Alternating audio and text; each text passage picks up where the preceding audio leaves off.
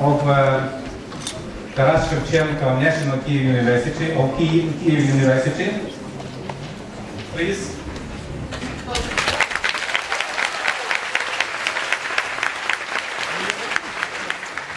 The professor will speak on evaluation of political systems and the social communications. After the speech, you are most welcome to join our discussion and ask any questions. Let's then give the floor to the meeting moderator, one of our alumni, Zalishchuk. Thank you very much, Mr. Director. Good evening, dear students, dear professors, dear guests, dear colleagues, and dear friends. I'm extremely delighted to greet in these walls a prominent professor, Francis Fukuyama. And I have to say that he came to Ukraine in the framework of Draper Hill and Summer Fellowship Program reunion meeting of fellows of Stanford University. And I'm one of these former fellows, of this program. And last month when I asked Mr. Fukuyama if he would join and he would agree to give a public lecture in our institute, he kindly accepted this invitation. So that is how we have this opportunity to have this public lecture in my alma mater in particular. So let me introduce Mr. Fukuyama, who actually doesn't need the introduction, but at the moment he is Oliver Nomalini, a senior fellow at Scottish Institute for International Studies at Stanford University. And today his topic will be the origin of political order, which is based on your, as I understand, your last book. Let me also introduce to you our audience. You can see here the students, journalist students of the Institute of Journalism, and also students from Mohila Academy, two best universities in Ukraine. Also, we are broadcasting live this lecture thanks to BTV, our information partners, and many people were able to join this lecture via internet at Ukrainska Pravda, Telekritika, and also Liga Business Inform. We also would like to thank to Institute of Journalism, to Volodymyr Volodymyrovich in particular, and Taras Petri for arranging these wonderful premises, this room, and for invitation of the journalists. So let me briefly announce that this lecture will last for 1 hour and a half, and half of this time Mr. Fukuyama will give a speech, and half of this time will be spent for a discussion, and you will be able to ask your questions. We'll have some assistants with mics in the room, so you will be more than welcome to give the questions. And also, let me announce that the working language of this meeting is only English. The translation is unfortunately, or maybe fortunately, is not provided. And also let me announce that sharply at 7 we'll have to leave. So I do ask you to let Mr. Fukuyama leave after the lecture, because we do expect a lot of questions, discussions, and maybe informal communication afterwards. Francis, the floor is yours, please. Okay.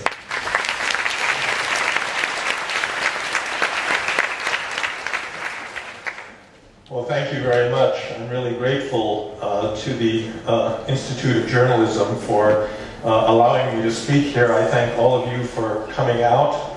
This is my second visit to Ukraine, and it's a country that I have special feelings for, because I think that the democratic movement here surprised the world when it happened in 2004, and I think that that spirit is still present despite the ups and downs of democracy in Ukraine and in this part of the world in general. This summer fellows program that Svetlana Zalishchuk mentioned is one effort we make at Stanford University to bring people that believe in democracy around the world together to share their experiences and to deepen their understanding of politics and political institutions. And so I'm really delighted to be able to meet with them and with you here today.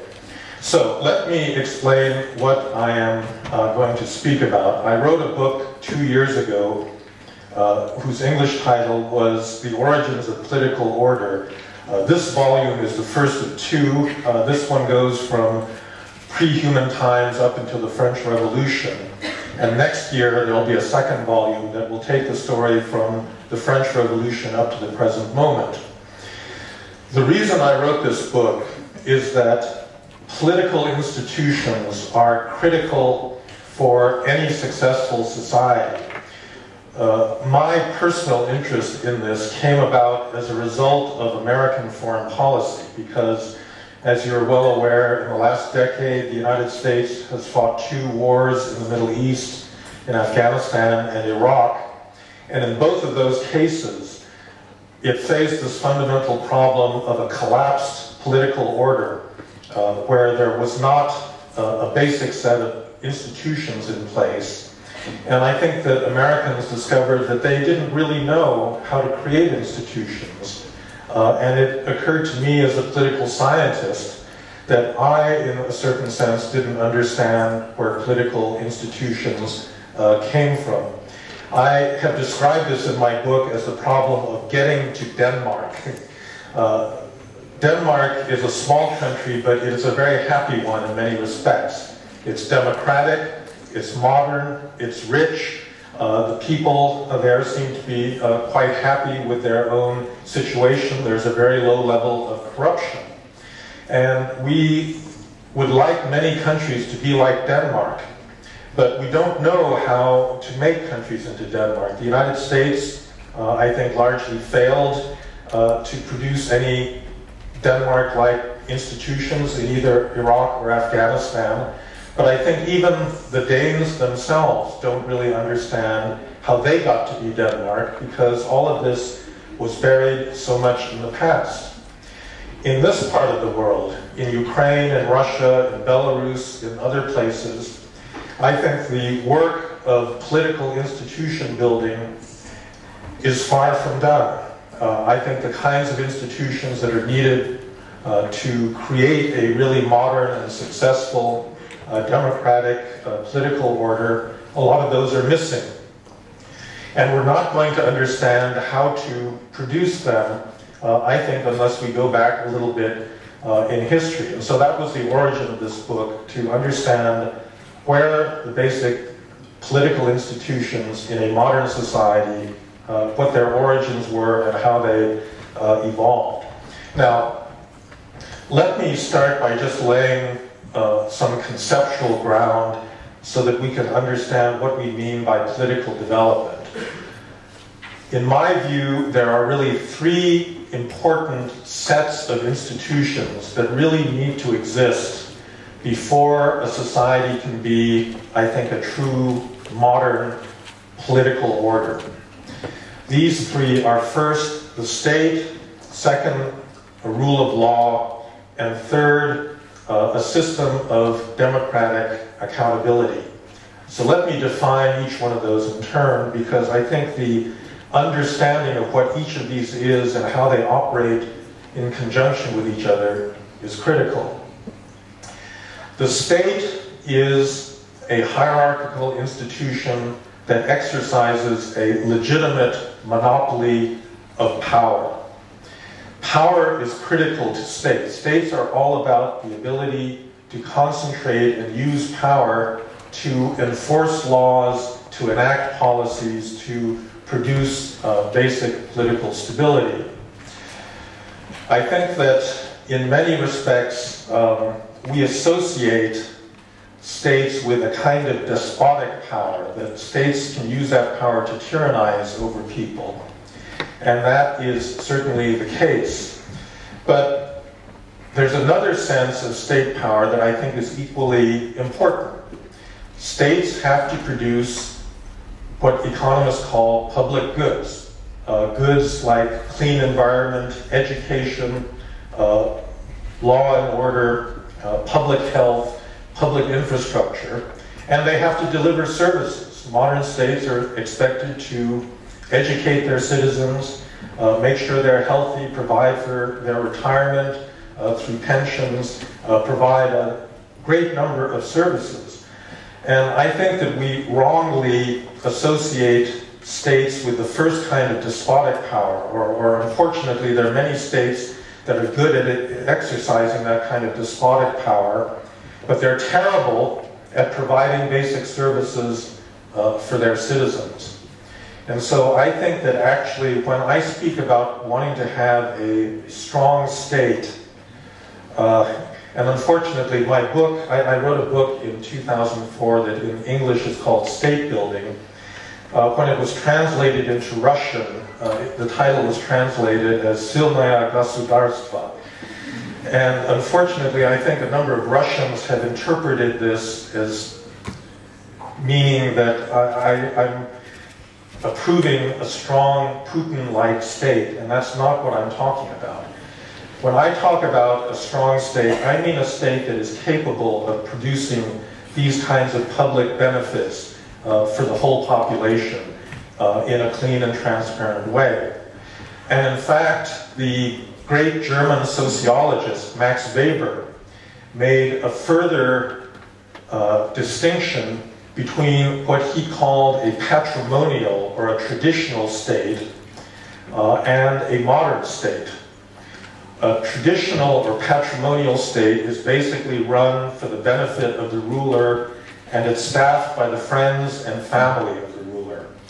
And all of the relationships to the state are personal in the sense that if you're not a friend of the president or the prime minister or the king, then you have no status. You can't get justice, you can't get access to state services. And Weber said that the characteristic of a modern state is that it is impersonal, meaning you have a relationship to the state by virtue of the fact that you are a citizen. And the state tries to treat all citizens equally. It does not depend on whether you're related to the ruling elite or whether you have some inside connection. A modern state must be impersonal. And one of the biggest and most difficult transitions that any political order needs to make is that transition from a state that's based on friends and family of the ruler, to a state that is impersonal and seeks to treat its citizens on an equal basis. You don't need to be democratic to do this, but you do need to have a modern state. This is particularly difficult because I believe that it is human nature to relate to each other on the basis of friends and family. This is a biological fact that we favor our relatives and we develop social relationships on the basis of an exchange of favors. I give you something and you give me something, and then we feel a mutual moral obligation. This is the way that families work, this is the way that small communities work.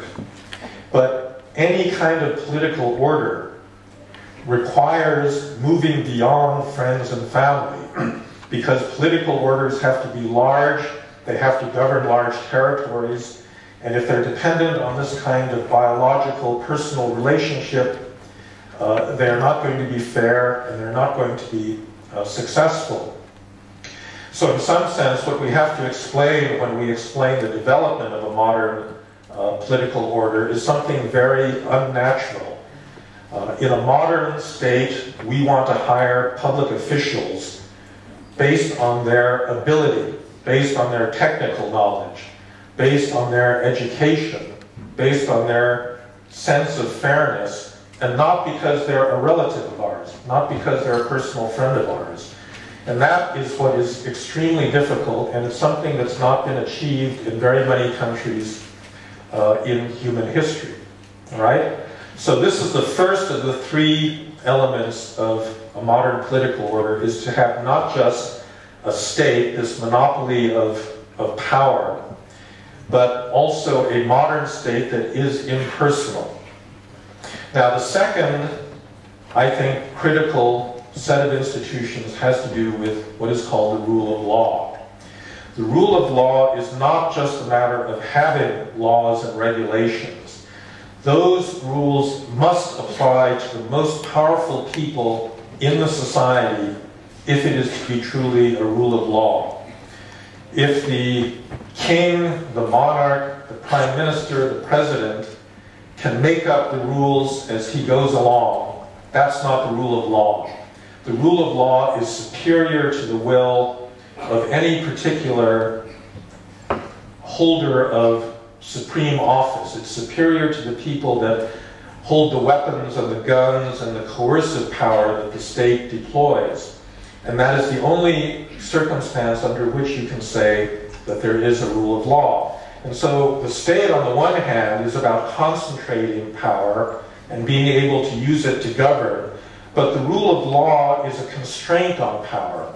It means that power is used only according to rules of justice that the whole community agrees upon. So on the one hand, you have one institution that uses power, and on the other, an institution that constrains it. The third important set of institutions has to do with political accountability. And I believe that in the modern world, this has to do with democracy, the rules that we come up with regarding free and fair multi-party elections in which there's access by anyone in the society to the political system, there's genuine political competition registered in periodic elections. But accountability has a deeper meaning than that. The deeper meaning is that the political rulers have to rule in the interest of the society as a whole, rather than in their own self-interest. That an accountable government is accountable to the people as a whole, and that the way that we get to that is via elections. But elections are only a means to the end of substantive accountability. And in fact, there can be authoritarian regimes that are, in that sense, more accountable than others. And so I think if you compare, for example, China or Singapore, which are both authoritarian regimes, with North Korea or Zimbabwe, you'd have to say that China and Singapore are more oriented towards a kind of substantial accountability towards their citizens than North Korea or another kind of dictatorship in sub-Saharan Africa. All right? So these are the three institutions that I think have to characterize any modern society. You have the state that concentrates and uses power. You have law that limits power according to certain transparent rules.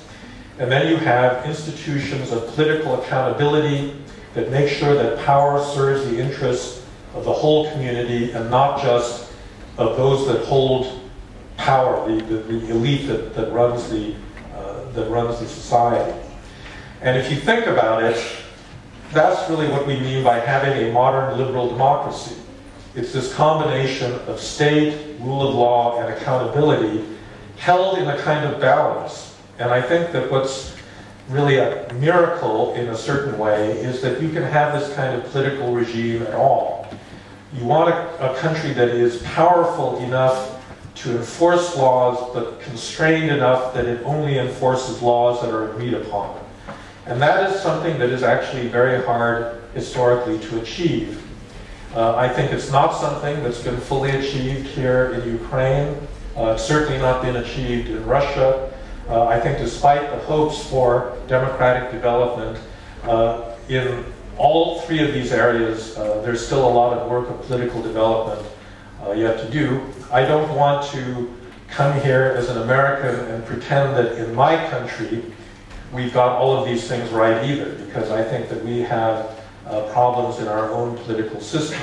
And so in a certain sense, political development and the development of political order is an ongoing struggle. Now, what I want to do is give you an overview, a historical overview of where these institutions, these three institutions, came from originally, because unless we understand the origin of these institutions, we don't really understand how in the modern world they can be generated. And the story is actually going to start with China. I think actually in many Western historical accounts, there's a certain tendency to downplay or not to understand actually global history, and the fact that China was actually the first society to create a modern state. And they did this more than 2,000 years ago. This is an achievement that I think most people in the West actually don't recognize. And if you ask how the modern state came about in China, it in fact is a kind of tragic story because it came about as a result of relentless warfare.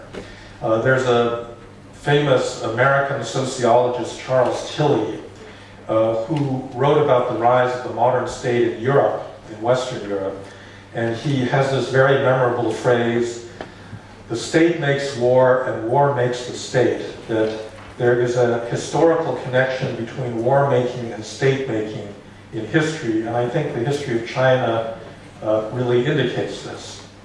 So about 1,000 years before the birth of Christ, China in the so-called Western Zhou dynasty was basically a tribal society. There were perhaps 1,200 different political units in China, all run by a tribal elder or leader, all vying for political power.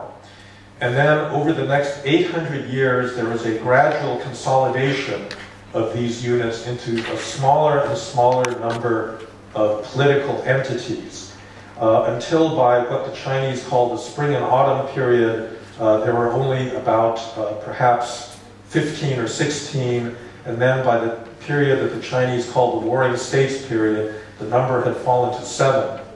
And in the year 221 BC, these 7 units are finally conquered by the western state of Qin. So the word China comes from Qin, from the state that succeeded in finally unifying China. And the first Qin dynasty that starts modern, in a sense, modern Chinese history is born. And the state building process, you can see, is driven by military conflict in a very clear way. If you have to raise an army, you have to draft soldiers. And so this is one thing that the Chinese learned to do, that instead of having aristocrats riding around in chariots, they would have to draft peasants and give them weapons and training. In order to draft peasants, you had to tax, you had to have resources. In order to have resources, you had to have a civilian bureaucracy. And so the need to mobilize the society for war created the need for civilian administration.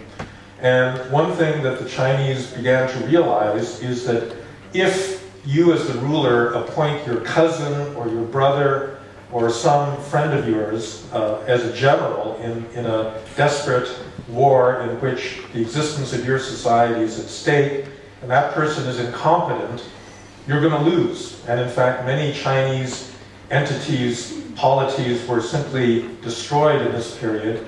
And this is where the idea of meritocracy really first arose. This idea that if we are going to staff the government, it cannot be based on friends and family. It has to be based on talent and education. And it led to an entire ideology, which we now know as Confucianism, that was built around a doctrine of bureaucracy. The idea that certain people could rule based on their literacy, their ability to know the Chinese classics, to be able to analyze, and to be able to use those mental skills in government. And so the Chinese were actually the first to invent the civil service exam, this idea that you could not be a bureaucrat unless you had qualifications and unless you could pass a test. And in fact, you have probably noticed that the Chinese, almost anywhere they go, do very well. You know, the ones that come to Canada and the United States are very rich, they're very well-to-do, they're upwardly mobile. And the reason for that is that Chinese mothers really care about the education of their children. They put all of their family savings into sending their children to good schools. And if you ask, where does this cultural characteristic come from, this emphasis on education? It comes out of this Confucian bureaucratic system in which you could take an exam as a poor child in a poor village, and if you were smart enough to pass the exam, you could become a mandarin, you could become a senior bureaucrat, you could rise to the top of the hierarchy, and you could become one of the most powerful people in China. And so this, I think, is, in a sense, the secret that the Chinese unlocked in the year 221 BC, when the state of Qin unified China as a single entity. And it has been the source of, I think, both Chinese politics and the quality of Chinese administration ever since then. If you look today at the way that China is run, the Chinese Communist Party actually bears many, many resemblances to this traditional dynastic way that China was ruled. The one thing that the Chinese are really good at is centralized bureaucratic government. Because of this long tradition that stretches back more than 2,000 years, they did this 1,800 years ago, before the first modern bureaucracy was created in Western Europe. So this is really their tradition. And in fact, the Chinese, you know, they're running a country of 1.3 billion people out of the centralized authoritarian bureaucratic system. They've guided that country to economic growth that really has no historical precedent. And so they're doing something right in the course of their government. Now, I don't want to give you the impression that I like China particularly, or that I think that this is a good system of government, because a modern state in the absence of rule of law and democratic accountability is a perfect dictatorship. And that's really what the Chinese succeeded in creating. They did this 2,000 years ago, and they continue to do that because the Chinese system is unbalanced. And in fact, the more organized and coherent and efficient that bureaucratic state is, the more tyrannical it can be. And so the Chinese have been capable of unbelievable acts of tyranny over their own citizens, because they had a state in the absence of rule of law and democracy that would serve as constraints on state power. But the power of this idea of a unified state really then lasted for the next 2,000 years and gave them the concept of a national identity and a national tradition that I think is still a major asset for them up to the present. All right, so that's the state. In Europe, you had a similar military competition among Sweden, France, Germany, Prussia, prior to a unified Germany, in which that kind of military competition also played a very big role in producing modern, meritocratic, bureaucratic states. And this was really the history of the 17th, 18th centuries in modern Europe. All right, now, let me turn to the second of these institutions, which is the rule of law. So remember my definition of the rule of law. The rule of law is a set of rules that apply to the most powerful people in the society.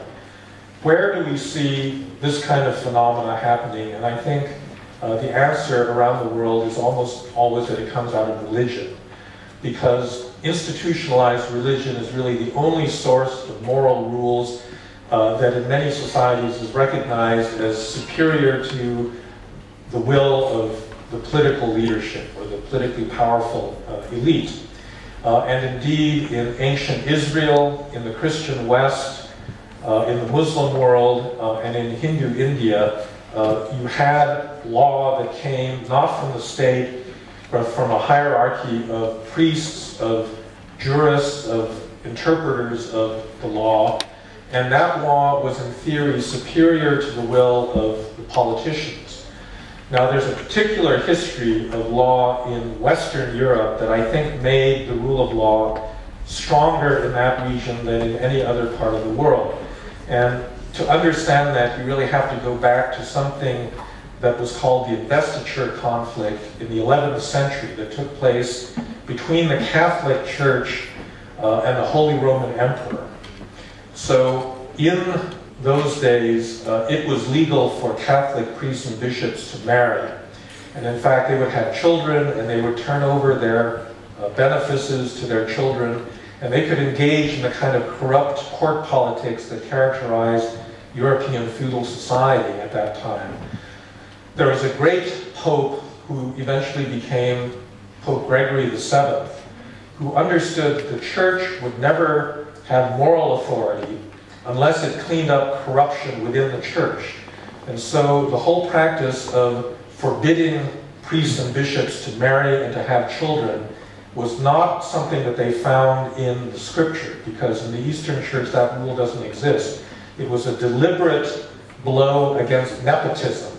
They realized that the church had to get rid of, basically if you didn't get rid of children, you wouldn't be able to get priests to pay attention to their flock and not collect money and benefits for their offspring. And so the church was reformed, and then there was a huge struggle that took place between the church and the Holy Roman Emperor Henry IV over who had the right to appoint priests and bishops, because up to that point it was the secular authorities that did it. The Pope, this Pope Gregory, excommunicated the Holy Roman Emperor. He had to come to Canossa to receive absolution from the Pope, but this led to a war between the papal party and the empire that lasted for another 2 generations, at the end of which the Pope won the right to appoint the church's own priests and bishops. And in the course of this, they recovered the Justinian Code, which was a 6th century compilation of Roman law that had been sitting in an attic in northern Italy, and they taught this in a law school that they founded in the city of Bologna in northern Italy. And from that school, they trained generations of lawyers in what was to become the continental civil law tradition. Now, why am I going back 1,000 years and talking about this? Because this illustrates something very important about the law.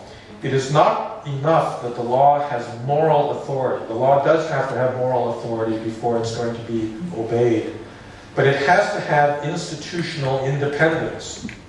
If the king can appoint the jurists that administer the law, then it's not going to be the rule of law. And in Western Europe, this tradition of independence, of judicial independence, is actually very, very ancient, and it lies in the church's recovery of this ability to administer the ecclesiastical law and to hold it over secular rulers.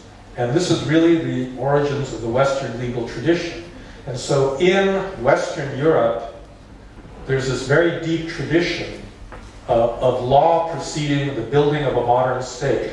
In China, it was the opposite way, that you built a modern state and there was never any law. And in fact, China is interesting because it's the only world civilization that had no transcendental religion, and therefore nothing like the rule of law tradition that exists in other societies. And to this day, China does not have anything that we would recognize as a true rule of law that is binding on the Chinese Communist Party. Chinese Communist Party can do whatever it wants. It does not have to obey the law. And that is a pretty deep tradition in China. But in Western Europe, it was different. In Eastern Europe, the tradition was very different because there was a very close union between the leader of the Eastern Church and political authority. It wasn't universally observed, but it was a tendency to unite the power of the church with the power of the secular rulers. And so in Eastern Europe, there was a tendency, or in the Eastern Church, or the lands of the Eastern Church, the church itself never served as a strong institutional, independent bulwark and the preserver of law to the extent that it did in the West. All right? Let's move on to the last of these institutions, which is democracy. So where does democracy come from? Where does the idea that the king should be responsible to a parliament, where does that arise in history? And the answer is it arises because of the survival of a peculiar feudal institution that in France was known as the sovereign courts or the parlement, in England was known as the parliament, in Russia was known as the Zemsky Sobor, Diet in Hungary and Poland, Cortes in Spain. In every single European country in feudal times, there was an estate of elites who held the wealth of the country, and the king would have to go to these estates to request taxes. When he wanted to wage war or build a palace, he would have to get permission from the wealthy people in the society. This was a tradition that was well established in feudal law. Beginning in the late 16th and 17th centuries, a number of European monarchs began to think to themselves, well, why shouldn't I be like, why do I have to go to these parliaments? Why can't I just directly extract taxes from my people? And so there's a long period of struggle between the king and the parliament, or the estates, in one country in Europe after another. And in most of those countries, it was the ruler that won that struggle and created an absolutist government. This happened in France, this happened in Spain, it happened in Russia, and it happened in parts of Germany like Prussia that would become the foundation of the modern united Germany. There was only one country in which the struggle was not won by the king, and that was England. And the reason it didn't happen in England was that the side of Parliament was sufficiently strong and motivated and well organized that they actually fought the king. This was King Charles I, the Stuart monarch Charles I in the 1640s. They fought a civil war with that monarch. They actually won the civil war, and they cut off this king's head. And then they went through a Republican period briefly. They restored the king. But in 1688-89, because of the threat of another Catholic monarch who would tax Parliament without getting Parliament's permission, they brought a new king from Holland, or actually a new king and queen, King William and Queen Mary, from the Netherlands, and installed this new dynasty under a constitutional settlement that the English call the Glorious Revolution. Glorious Revolution is the origin of parliamentary government because it led to a legal settlement in which the king agreed to the principle no taxation without representation. The fact that the monarch had to go to Parliament to get taxes was critical to the rise of modern democracy because taxes are the main lever that citizens have over the government. If the government needs your money and you can withhold it, that gives you power over the government. And in the case of England, the power on the parliamentary side was sufficiently strong that they could get the king to agree permanently to a settlement that said, I cannot raise taxes without going to you and getting permission. And this is the origin of accountable government. And furthermore, it was connected with a revolution in ideas because the great English philosopher John Locke was living in Holland at the time. He went to England, he wrote the second treatise on government in which he said, legitimate government is based on consent of the governed. Less than 100 years later, the American colonists in North America would launch a similar revolution against another English king. And what were the two slogans of that revolution? They were first, government legitimacy rests on consent of the governed, and second, no taxation without representation. And I think that this connection between taxation and parliamentary government shows you why it's very bad to have natural resources. Because if you're a country like a certain unnamed big country sitting north of Ukraine that has a lot of gas and oil, and where the government actually can get a lot of money just because it comes out of the ground, you know, without terribly much effort, they don't have to tax their citizens.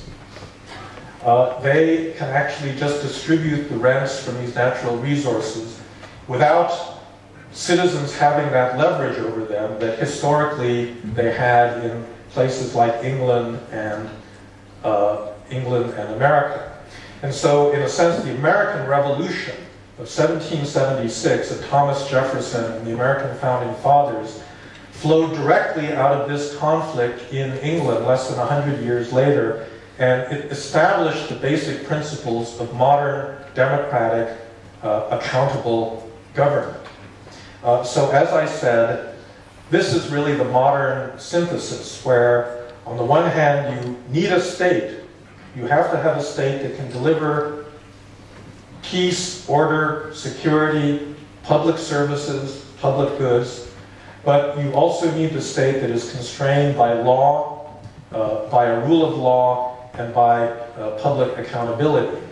And the whole reason I've now gone through this whole exercise in history, from China up until the Glorious Revolution, is to show you actually that getting to Denmark, you know, this problem that I posed at the beginning of my talk, getting to Denmark is actually a pretty difficult struggle. It's pretty difficult to get to a modern state rather than a patrimonial or a patronage-based state. It's pretty hard to establish independent legal institutions, and it's pretty hard to get to democratic accountability because each one of these sets of institutions had a very specific historical origin in human history, and it's kind of an accident, or you might say it's a providential miracle, that all of these came together in a place like England or in the United States. But once it came together, it was such a successful formula. You know, the idea that the state could not tax its citizens without their permission, that property rights were sacrosanct, that you needed a modern state that was able to be impersonal in the way it treated its citizens. This proved to be the basis of a tremendous amount of economic growth. So England and America together became the fastest growing industrializing countries when the Industrial Revolution then broke out. And I think that one of the reasons that this combination of institutions is so widely imitated around the world is because it is the political foundation for modern prosperity. Without legally protected property rights, it is very difficult for people to invest, for people to trade with each other with confidence that they won't get cheated, that the state will not appropriate their land, their property arbitrarily. So this is a winning formula, and I think this is why around the world today there are probably 110, 120 countries that at least aspire to be democracies. They hold elections and they have some semblance of law, despite the fact that they've got very imperfect institutions. Now, I want to end up just with the following projection into the future.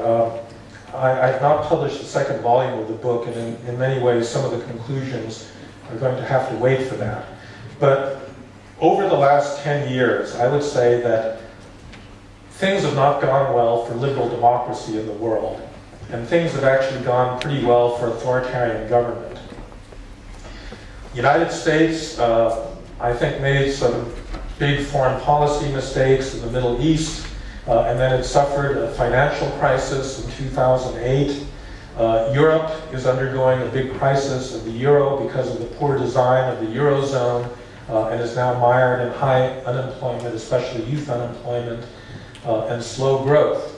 And in the meantime, China has zoomed ahead with historically unprecedented growth rates for a country of that size. And so I think many people around the world are saying, look, China model and Singapore, maybe before that, show that democracy is really not all that important to be a successful society.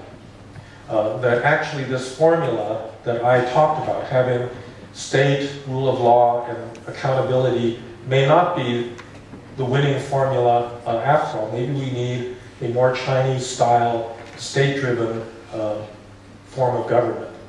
And look, I can't predict the future, so I don't know what the world, in fact, somebody asked me that as I was walking into this school. Yes, a student asked me this, what was the world going to look like, and I mumbled something, but the truth of the matter is I don't know what the world is going to look like in 50 years.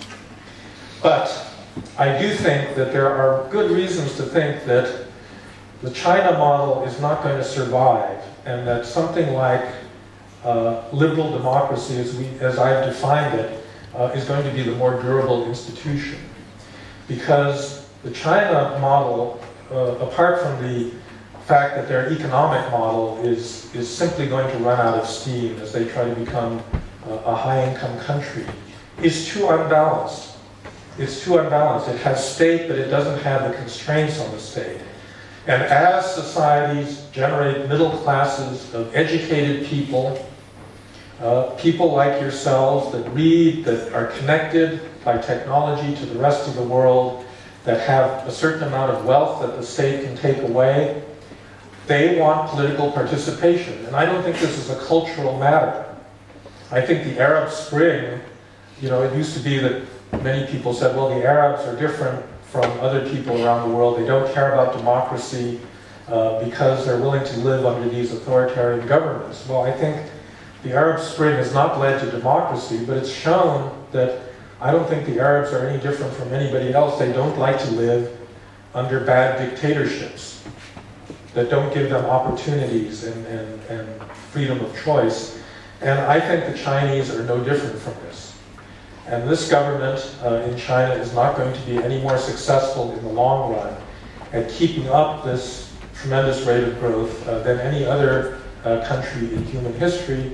And when that happens, I think there will be an accounting, because there's a tremendous amount of anger there at the polluted air, the fact that you can't trust the baby formula, or you can't eat food safely, or the property is confiscated on a daily basis without any recourse to a real legal system.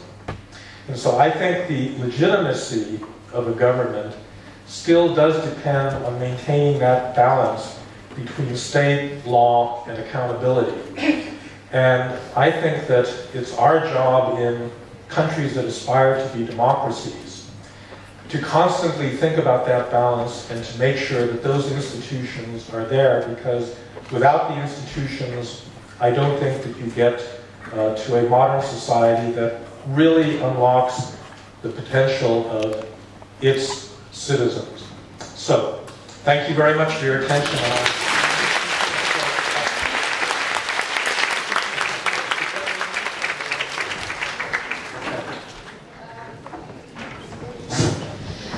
Thank you so much for this exciting intellectual speech, Frank. Now we have a half an hour for a discussion, and I'll try to help you with picking up the questions. You probably should stay here.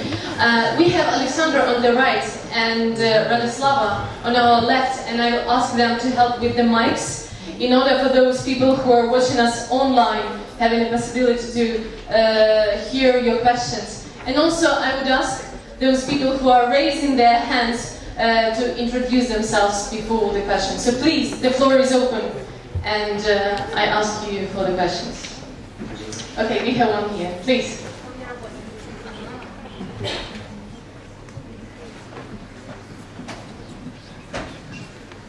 Julia Shivelska, Institute of Journalism, PhD in Political Sciences. I would like to ask you about Arab Spring. How do you think, what reason unite people together and make them forced to cooperate as one whole? People who mostly doesn't have the internet, and also people which live in a country, in countries that totally control mass media.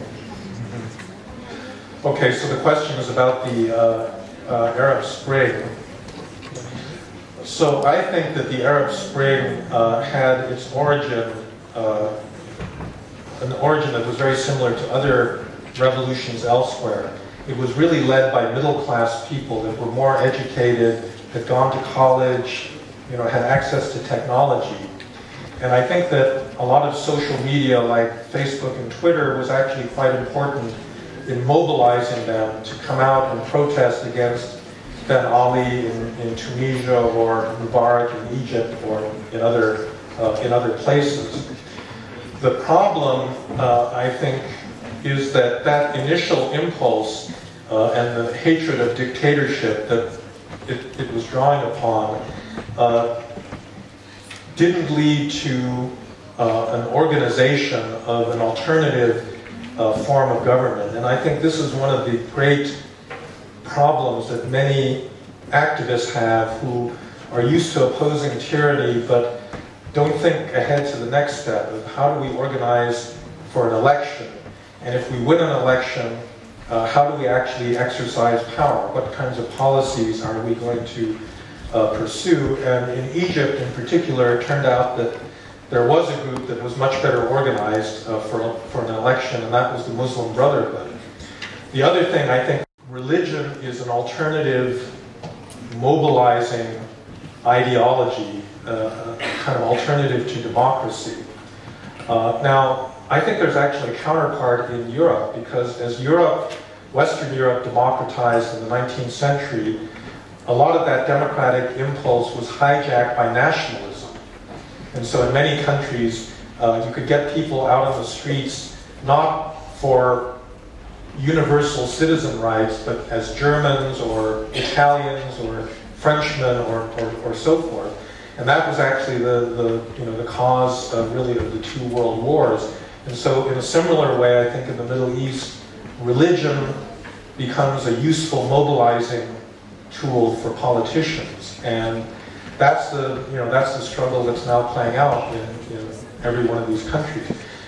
The one thing I would say, however, is that if you look at Europe itself, it took 100 years, more than 100 years from the French Revolution until the point that you actually had stable democratic institutions in most European countries. And so I don't think that anyone should be surprised that just a little more than 2 years after the onset of the Arab Spring, things look extremely chaotic and nothing like democracy, because building institutions really takes a long time. It takes a long time, and that's what I hope my lecture tonight was trying to communicate, is that institution building is a very slow process, because there are many institutions, they have to work together, they involve value change and cultural change and the like. So that's why I don't think we should expect quick results. Please, more questions? Here. Yeah, Alexander. May I have a mic?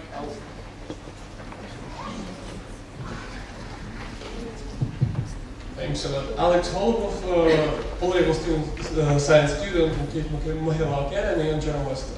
So you are well known as an author of social capital concept as a trust, I think. Yes. One of the fathers, as some our textbooks are writing. The question is, in Eastern Europe, the concept of social capital is quite strongly criticized. A lot of scientists argue that it doesn't work here at all. Are you still believe that it's really important for building, for example, accountable government that you have told us, and what we have to do in Ukraine, because our level of social capital is, especially in the understanding of trust, is extremely low. So please, do you have any recipe for us for what we have to do? I think that the single in some cases, social capital is just the ability of people to work with one another informally, based on shared values and norms. It is oftentimes hard to deliberately create social capital, but the one thing that you can do to promote it, I think, is to create an impartial rule of law. Let me tell you a story. So, in Italy, there's this organization called the Mafia. Why does the Mafia exist? The Mafia exists, it didn't always exist in Italy. It really arose in the 19th century because in Sicily and in other parts of southern Italy, there was no state that could administer a fair rule of law, so that if you went into business with somebody and that person cheated you, you couldn't go to the court system and have the court, expect the court to give a fair decision. And so therefore what you did was you hired a mafioso, you know, and the guy would go and he'd threaten your business partner and he'd say, if you don't pay what you owe, I'm going to shoot you in the leg, right? So it was a kind of private enforcement of what should have been a public function. And I think that that's one of the really destructive characteristics of a weak rule of law. If you can't trust the justice system to be impartial in that sense, then you're going to rely on your own resources. So that means you rely on your family, your friends, your close, associates. Those are the only people you can trust. You cannot trust a stranger because there is no impartial way of strangers relating. So I would say that it's really the creation of an independent and fair judicial system that really is the one public institution that a country can create that more than anything else, I think, would establish trust on an individual level between citizens. Please, no questions. Doesn't work. Let's go there. Let's go to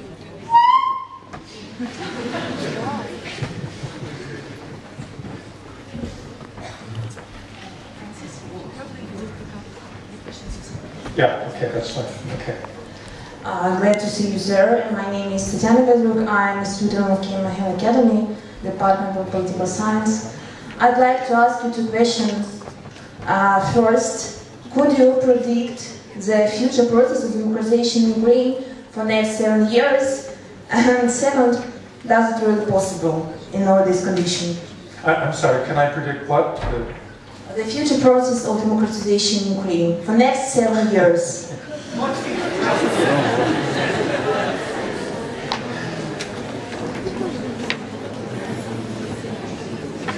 No, I can't predict it.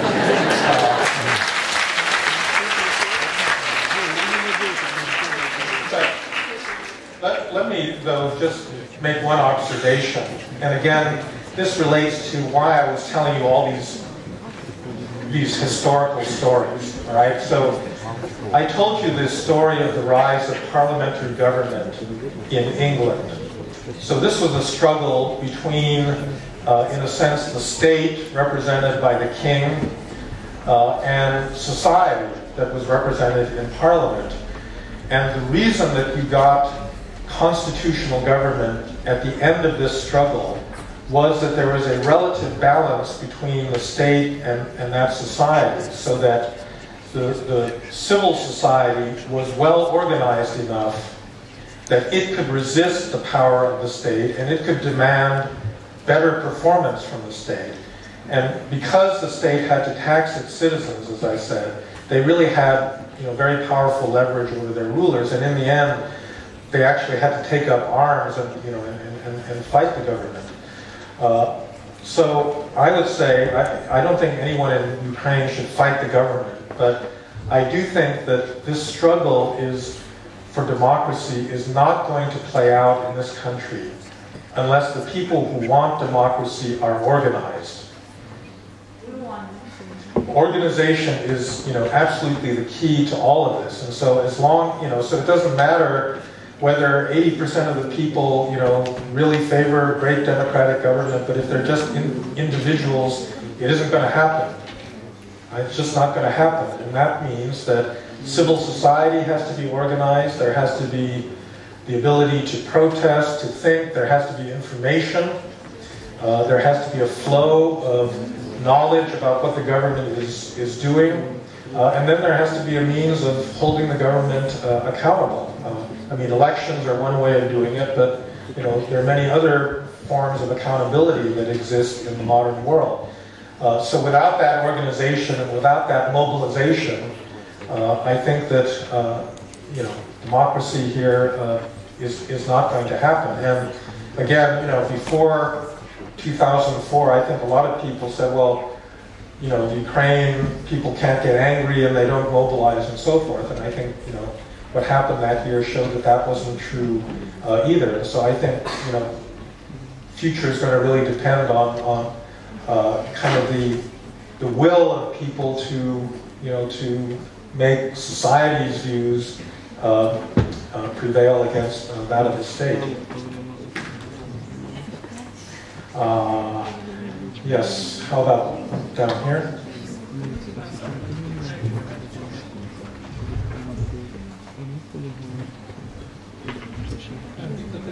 Journalist. I want to ask you, you called the three elements that we need to achieve to be an effective state. State, rule of law, and accountability.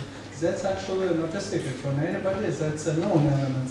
But the question is how to achieve it in a faster pace. We have not thousands of years like China, we have not thousands of years like Germany. But the only question is how we can overcome our strong traditions of corruption, how we can overcome our strong traditions of paternalism and so on. Well, you know, that's really a subject of a separate lecture, and it would have to be one that was, you know, tailored to the conditions of Ukraine. But you can see some of the elements of the path forward in some of the things I've said. So that, for example, education is critical. The more education you have in a society, and the more education of public officials that exist, the better quality government you're going to have. I mean, that's, as I said, that's what the Chinese figured out a long time ago. If you can start appointing more and more public officials on the basis of their technical knowledge and their ability, rather than simply on the basis of political connections, you're going to have a higher quality government. Accountability and information are both tools to combat corruption, because citizens don't like corrupt governments, and so if they expose corruption and get knowledge of that out into the public space and then organize to protest, then that creates incentives against corruption. And I think that basically strengthening of the judicial system is absolutely critical. And again, that means that judges and lawyers can't be appointed by the government itself. They have to be independent. They have to have salaries and incomes and training that's separate from what the government wants, so that they can... So see, every one of these solutions that would apply in a place like Ukraine over the next few years actually has a historical precedent. And the nice thing about knowing about history is you don't have to learn these things all for yourself, right? They're, you know, in a certain sense, there's a package. And then I guess the final thing is what I would call the middle class coalition, because, you know, deeply entrenched corruption is very unjust. It makes a few people extremely wealthy, and it holds back the fortunes of everybody else in the society. The reason that it persists is that the people that are hurt by corruption are not organized. You know, they're not well organized. And I think if you look at the history in the United States or in Britain or in other places to defeat deeply entrenched corruption, it's a political struggle. It's a political struggle against by people who, a coalition of people that want a different kind of government to force change on a legal level and on a political level. In the United States, this really happened in the late 19th century, and it took, you know, it took a long time. In Britain, it was a little bit easier to, you know, to do for various reasons. But you have to think politically about these things. These are not just things that will happen as a result of economic growth or modernization. People are agents, you know. This is what Karl Marx got wrong, because he thought that just economic change by itself would produce social classes and different kind of politics. That's not right. You know, individuals have control over their lives, they make decisions, and if they don't make the right decisions, you're not going to get the right sort of politics. And so I think all of those, you know, together, you know, can produce change in a place like this. Can we ask a question from Bob? Okay. Can we ask a question from Bob? Yeah. Please, yeah, go ahead. Simon. Okay, yeah. we're all glad to see you here. My name is Sergey Kuzmin. I'm a representative of the Faculty of Cybernetics at our Kyiv National University. And I have the following question. So I would like to ask you about building democracy, right? So actually in terms of Arab Spring and in terms of Syria, should we think about military intervention as a key element in building democracy? Because a lot of countries actually, they don't support that way, right? A lot of countries reject those things which are, taken to the public by the United States or England or other countries which actually support it, right? So, because if we look at military intervention, it's a way of forcing some society to accept democracy, right? If they are not ready for it, if they don't want it, should we do it? Thank you. Well, I don't think that democracy was ever built through military intervention. I think that the Bush administration, when it invaded Iraq, basically invaded Iraq because they thought they had weapons of mass destruction, which then turned out not to be the case. And I think they used democracy after the fact as a way of justifying their action when it turned out that there are no weapons of mass destruction. But I don't think anyone seriously believes that military intervention is the way to build democratic societies. Democratic societies, by definition, have to be the result of choices made by the citizens that live in that society. Now, what's going on in Syria right now, I don't think has anything to do with democracy. I mean, I think President Obama managed to box himself into this situation because, I think the international community does have an interest in certain kinds of weapons not being used. We don't want chemical, biological, nuclear weapons to be used, and so it's reasonable for the international community to say, there ought to be certain sanctions against the use of certain kinds of weapons. That's not about democracy. That's more of a humanitarian or a human rights kind of issue. The problem is that the use of force in any given situation, whether it's wise or not, very much depends on the specifics of the situation. In this particular case in Syria, it's a very difficult decision to make because I don't think that there's clearly good guys and bad guys on the two sides of this civil war. I mean, I think Assad is not a good guy, but there's also a lot of jihadists and a lot of extremists on the side that's fighting him. And one of the great dangers of any kind of military action is that it's going to lead to unpredictable consequences, and so it's really not clear what's going to be the result of an American military strike.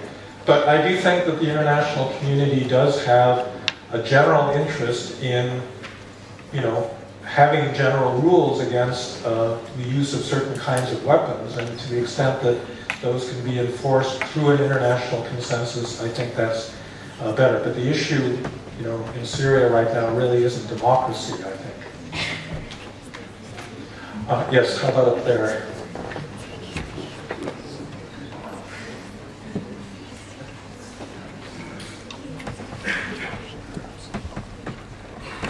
We have two most crowded venues today in Kyiv. It's Institute of Journalism and also SEVI.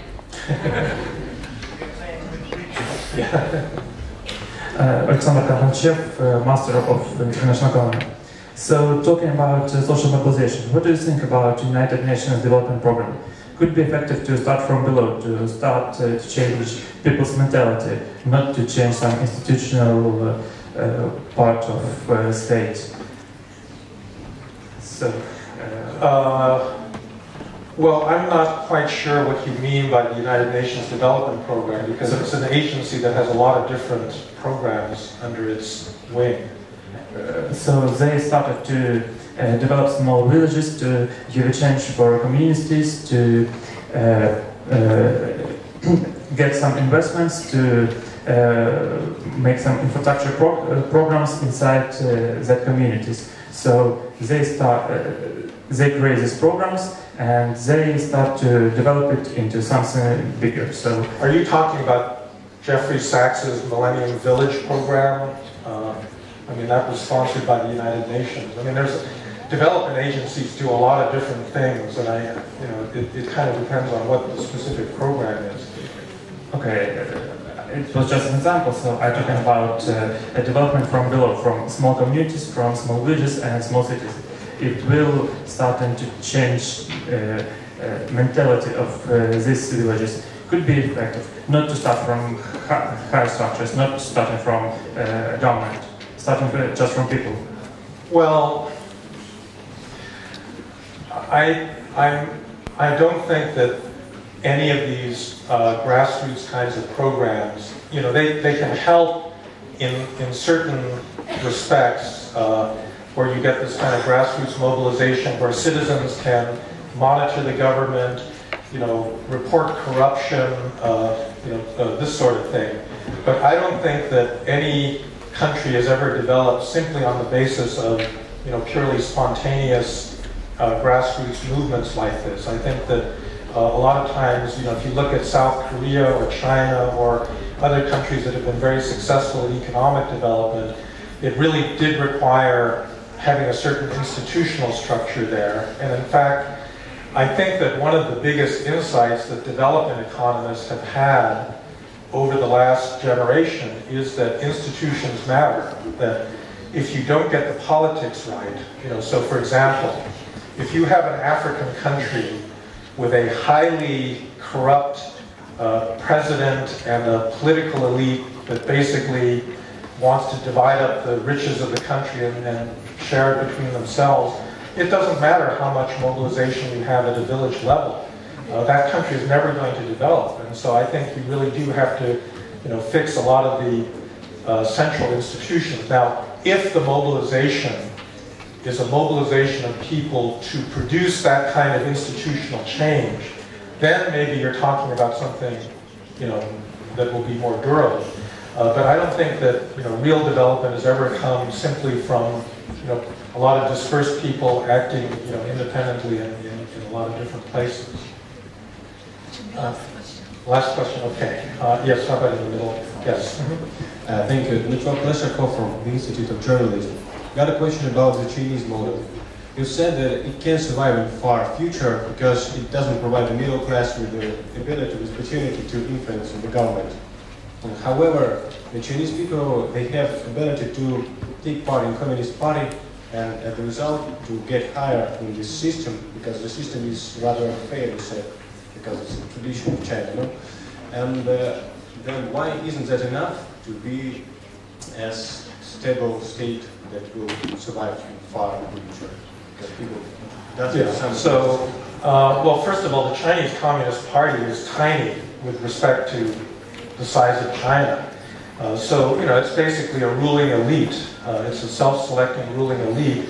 And one of the big questions, I think, that they have to face is how do they guarantee that this elite is public-spirited and picks the right policies? In Chinese history, the one big defect of their traditional system is what the Chinese themselves call the bad emperor problem, right? So if you have a good emperor under a Chinese-style system, everything will be great, You'll have rapid decision-making, it'll be decisive, the emperor will be beneficial to the whole society, but there's no institutional way of guaranteeing that you will always have good emperors. You'll always have a supply of good emperors. And this is, I think, the fundamental defect of that kind of an authoritarian system, that there's no clear way of reproducing a public-spirited, benevolent dictator or elite. And I think that's true of the Communist Party as of any other authoritarian government. A lot of Chinese would say the last bad emperor we had was Mao Zedong, and he was terrible. He was responsible for the deaths of tens, if not hundreds of millions of people. And that's why I think basically you need constitutional government, because authoritarian systems can produce very good results for a certain length of time, but because there are no checks on power, they can produce absolutely awful results as well. And that's, I think, the problem with the current Chinese system. All right? The very last. Okay, very last question. Thank you very much, Professor Fukuyama. My last question is about... Okay, one more here. It's a democracy.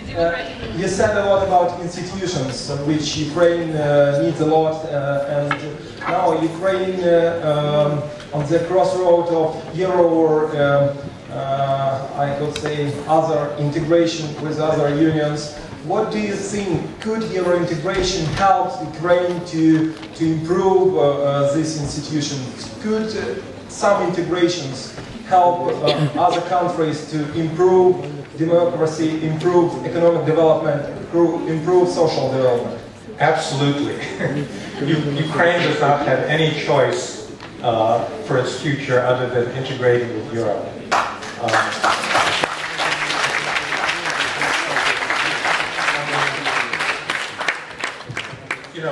First of all, accession to the European Union has been a powerful driver of reform in other parts of Eastern Europe. But look at the alternative, You look at the alternative. The alternative union is a union that's built on gas and oil and kleptocratic politics. And I think that, that as a future for Ukraine is a disaster.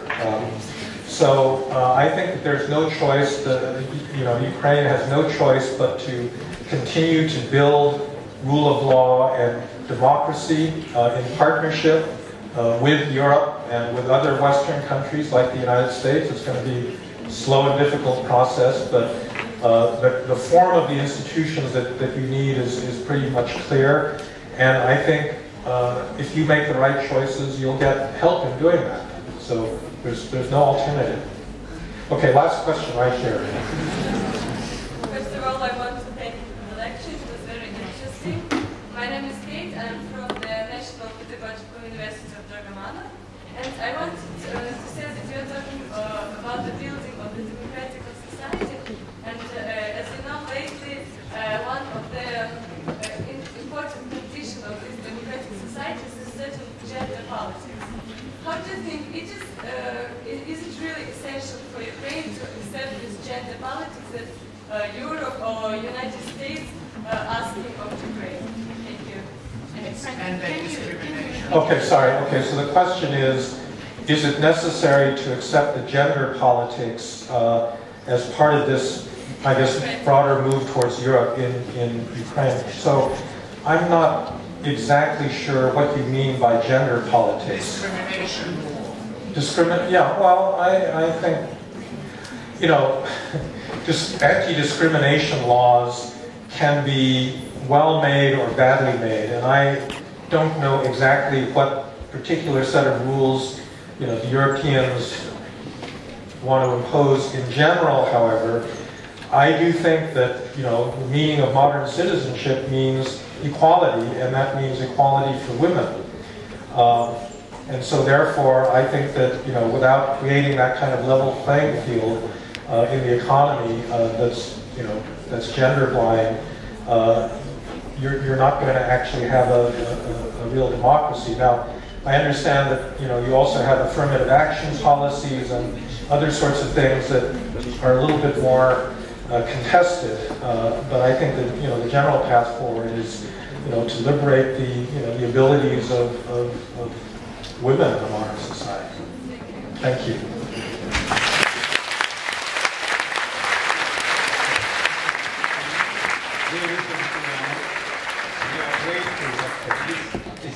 We are grateful that you have visited the Institute of Journalism and spoken in front of the audience of hundreds of students. Thank you very much. We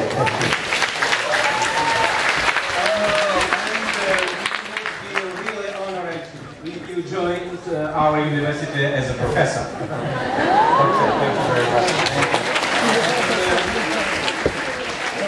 This is a small souvenir to remember us by. Okay, thank you.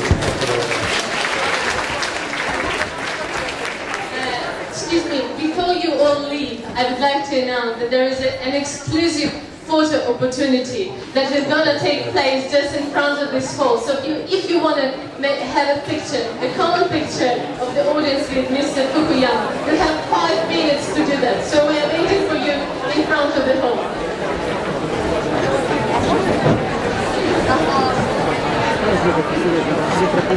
Давай, получается.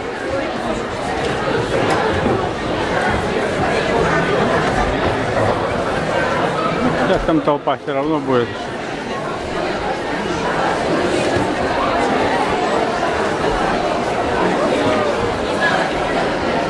Фотографироваться не пройдет, да? Нет, конечно. Это молодым на будущее.